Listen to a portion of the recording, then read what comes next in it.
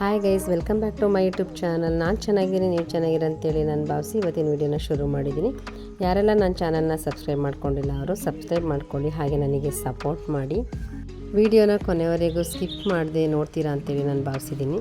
ನೋಡ್ತಾ ಇದ್ದರೆ ಇದು ಏನು ಅಂತ ಗೊತ್ತಾಗ್ತಿದೆ ನಿಮಗೆ, ಒಬ್ಬಟ್ಟು ಅಂತ. ಆದರೆ ಯಾವ ಒಬ್ಬಟ್ಟು, ಏನಕ್ಕೋಸ್ಕರ, ಇವಾಗ ಯಾವ ಹಬ್ಬ ಹುಣ್ಣಿಮೆ ಏನೂ ಇಲ್ಲ, ಆದರೂ ಏನಕ್ಕೆ ಒಬ್ಬಟ್ಟು ಮಾಡಿದ್ದಾರೆ ಅಂತ ಅನ್ಕೋತಿದ್ದೀರಲ್ವ. ಬಸರಿ ಬಯಕೆಗೋಸ್ಕರ ಮಾಡಿರೋಂಥ ಒಬ್ಬಟ್ಟು.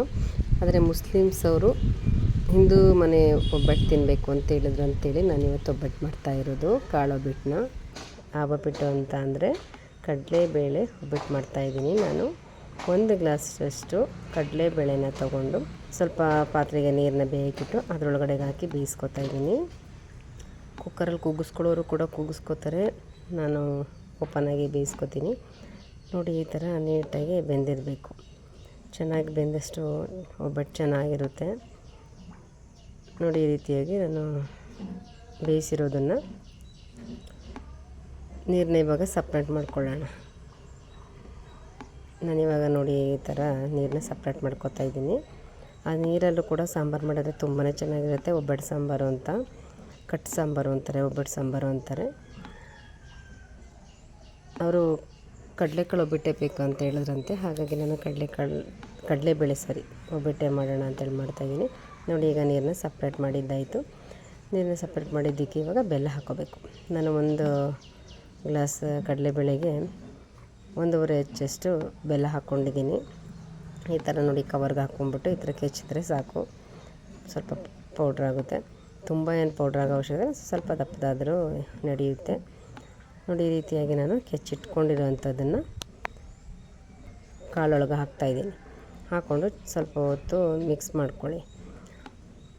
ಅದು ನೀರು ಕಾಳೊಳ್ಳಿ ಸ್ವಲ್ಪ ನೀರಾಂಶ ಇರುತ್ತಲ್ಲ, ಬೆಲ್ಲ ಬಿಸಿ ಆದಾಗ ನೀರು ಬಿಟ್ಕೊಳ್ಳುತ್ತೆ.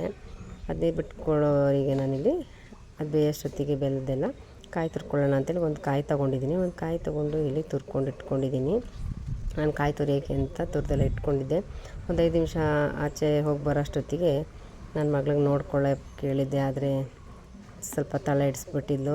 ಸ್ವಲ್ಪ ಏನೋ ಜಾಸ್ತಿನೇ ತಳ ಹಿಡಿದ್ಬಿಟ್ಟಿತ್ತು ಕಾಳು. ಆದರೆ ನೀವು ಅದನ್ನು ತಲೆ ಕೆಡಿಸ್ಕೊಳಕ್ಕೆ ಹೋಗ್ಬಿಡಿ ಹೆಚ್ಚು. ಆದರೆ ಮೇಲ್ಗಡೆ ಅದನ್ನೆಲ್ಲ ತೊಗೊಂಬಿಡಿ, ಫುಲ್ ಕೆಳಗಡೆ ಕೆತ್ಕಕ್ಕೆ ಹೋಗಬಾರ್ದು. ನೋಡಿ, ಇಷ್ಟು ಮಟ್ಟಿಗೆ ಮಾಡಿಬಿಟ್ಟಿದ್ಲು. ನಾನು ಅದಕ್ಕೆ ಫುಲ್ ವೇಸ್ಟ್ ಏನಕ್ಕೆ ಮಾಡೋದು ಅಂತೇಳಿ ಮೇಲೇ ಎಲ್ಲ ತೊಗೊಂಡು ಮಿಕ್ಕಿದ್ದನ್ನು ಆಚೆಗೆ ಹಾಕ್ತೆ. ಬೇರೆ ಪಾತ್ರೆಗೆ ಹಾಕ್ಕೊಂಡ್ರೆ ಸರಿ ಹೋಗುತ್ತೆ. ಹಾಕ್ಕೊಂಡು ಅದನ್ನು ನಾನು ಕಾಯಿ ತುರಿನ ಹಾಕ್ಕೊಂಡು ಮಿಕ್ಸ್ ಮಾಡ್ಕೊತಾ ಇದ್ದೀನಿ. ಅದ್ರ ಜೊತೆಗೆ ನಾನು ಒಂದು 4-5 ಏಲಕ್ಕಿ ಕೂಡ ಹಾಕ್ಕೋತಾ ಇದ್ದೀನಿ. ಹಾಕ್ಕೊಂಡು ಮಿಕ್ಸ್ ಮಾಡ್ಕೊಳ್ಳಿ.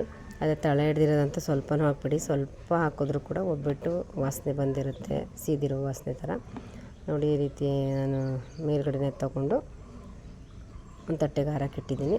ಅದು ಆರೋ ಅಷ್ಟೊತ್ತಿಗೆ ನಾನಿಲ್ಲಿ ಮೈದಾ ಕಲಿಸ್ಕೊಂಬಿಡೋಣ ಅಂಥೇಳಿ ಮೈದಾ ಕಲಿಸ್ಕೊತಾ ಇದ್ದೀನಿ. ಈ ಗ್ಲಾಸಲ್ಲಿ ನಾನು 3/4 ಗ್ಲಾಸಷ್ಟು ಮೈದಾ ತೊಗೊಂಡಿದ್ದೀನಿ. 1/4 ಗ್ಲಾಸಷ್ಟು ಚಿರೋಟಿ ರವೆ ತೊಗೊಂಡಿದ್ದೀನಿ. ರವೆ ಒಬ್ಬೊಬ್ಬರು ಹಾಕ್ತಾರೆ, ಒಬ್ಬೊಬ್ಬರು ಹಾಕಲ್ಲ, ಬರೀ ಮೈದಾದಲ್ಲೇ ಕಲಿಸ್ತಾರೆ. ನಾನು ಸ್ವಲ್ಪ ರವೆ ಹಾಕ್ಕೊಂಡಿದ್ದೀನಿ.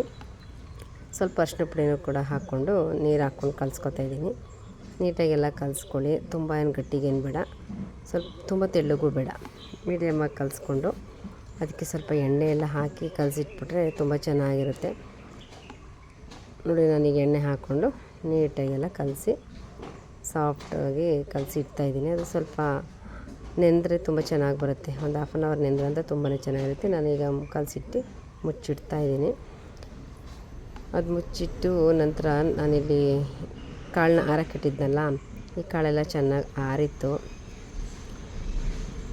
ಮಿಕ್ಸಿಗೆ ಸುಡ್ತಾ ಇದ್ದಾಗ ಹಾಕ್ಕೊಂಡ್ರೆ ಚೆನ್ನಾಗಿ ಬರೋಲ್ಲ, ನಮಗೇ ಚೆನ್ನಾಗಿ ಬರೋಲ್ಲ ಅನ್ನೋಕ್ಕಿಂತ ಸುಮ್ಮನೆ ಹೀಟಾಗುತ್ತೆ ಮಿಕ್ಸಿ ಅಂತೇಳಿ ನಾನು ಆರಿಸ್ಬಿಟ್ಟು ಹಾಕಿದ್ರೆ ಒಳ್ಳೆಯದು. ನಾನಿಲ್ಲಿ ಆರಿರೋದನ್ನು ಈ ಥರ ಮಿಕ್ಸಿ ಮಾಡ್ಕೊತಾ ಇದ್ದೀನಿ. ನೋಡಿ, ಎಲ್ಲ ಮಿಕ್ಸಿ ಮಾಡಿದರೆ ಒಂದು ಪಾತ್ರೆಗೆ ಹಾಕ್ಕೊತಾ ಇದ್ದೀನಿ.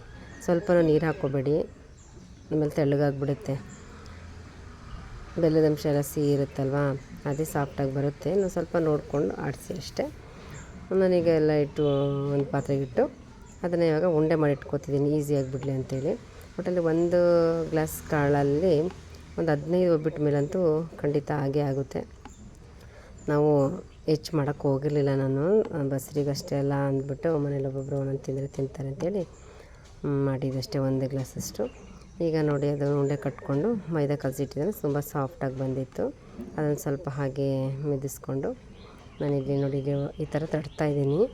ಉಂಡೆ ಮಾಡ್ಕೊಂಡಿರೋದ್ರಿಂದ ಈಸಿ ಆಗುತ್ತಲ್ಲ ಅಂಥೇಳಿ ನಾನಿಲ್ಲಿ ಈ ರೀತಿ ಉಂಡೆ ಮಾಡ್ಕೊಂಡು ಇಟ್ಕೊಂಡು ಈಗ ಮೈದಾ ಈ ಥರ ಮಾಡ್ಕೊಂಡು ನಾನು ಒಬ್ಬಟ್ಟನ್ನ ತಟ್ಕೊತಾಯಿದ್ದೀನಿ.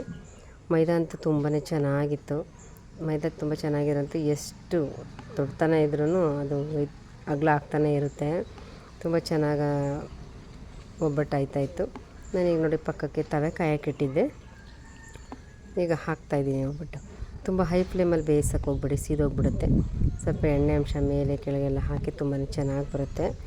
ನೋಡಿ ಇವಾಗ ಉಲ್ಟಾ ಮಾಡಿ ಕೂಡ ಬೇಯಿಸ್ಕೊತಾಯಿದ್ದೀನಿ. ನೋಡಿ ಈ ರೀತಿಯಾಗಿ ಎಲ್ಲನೂ ಕೂಡ ಬೇಯಿಸ್ಕೊಂಡಿದ್ದಾಯಿತು.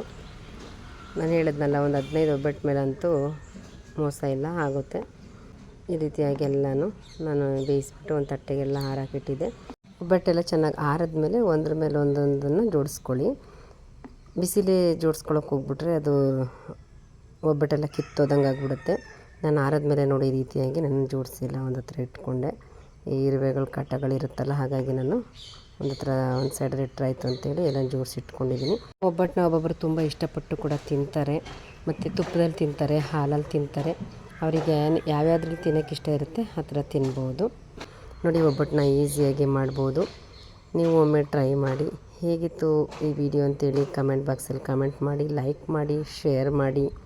Thank you.